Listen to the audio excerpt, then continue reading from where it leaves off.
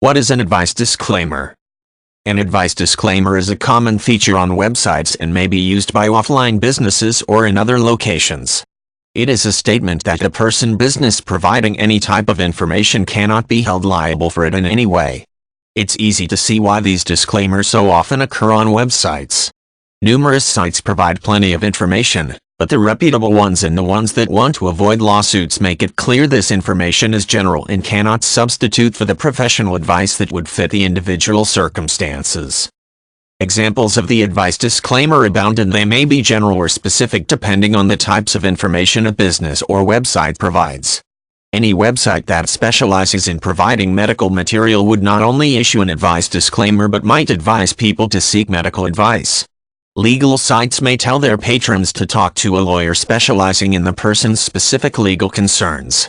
Some companies also seek to avoid liability if a person gets the name of a lawyer from them. Nolo Press has an extensive disclaimer that states they don't take any money for lawyers that may advertise with them, and each client must determine, based on their own circumstances, whether a lawyer seems fitting for the work or advice needed. Even to the managers of any reputable website dedicated to providing tips and how-to articles, the issue of the advice disclaimer is taken seriously. At the bottom of each page is a series of clickable links. One of these is titled, Terms. Clicking on this link brings people to a disclaimer of liability that states the content of the website is not a substitute for professional advice. As much as most people aren't likely to sue for poor advice that really is only meant as general information, it is still a real concern.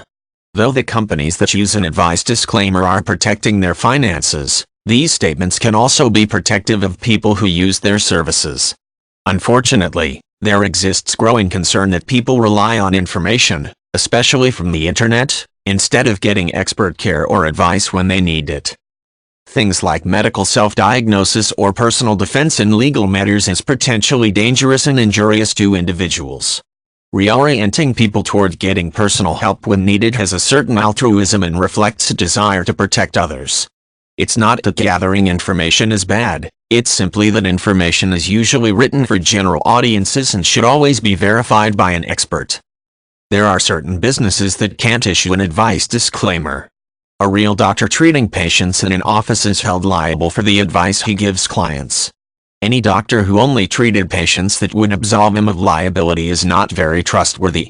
Most experts must stand by their opinions when they give them to individuals.